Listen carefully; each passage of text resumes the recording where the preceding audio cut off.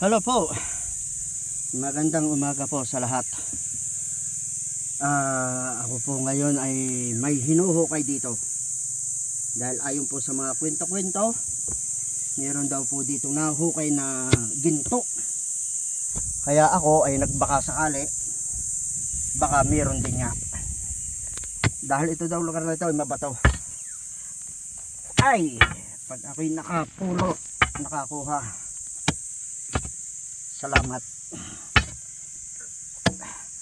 Lahat ng BFF ko, bibigyan ko ng grasya.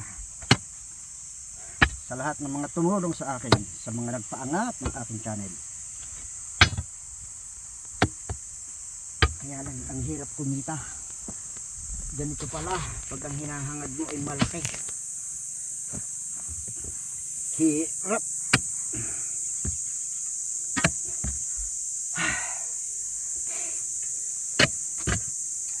Ito ay kanina lang namin inumpisahan ni Mrs. Siguro mga alas 6 na yata yun. Kaya lang talaga sa sobrang tigas ng lupa. Meron kami nakikita mga kulay yellow. Baka yun ay palatandaan na may gold nga.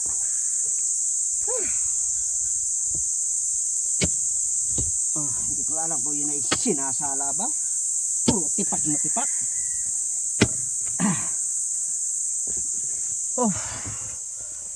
Kalas. Ay, naku po, hanggang dito na lamang po muna. Bigyan ko kayo ng part 2 kung ano magiging update nito, kung ano magiging resulta. So abangan nyo po ang aking susunod na video. Siguro po baka bukas meron na rin. Maraming po salamat sa mga tumambay sa aking video. God bless.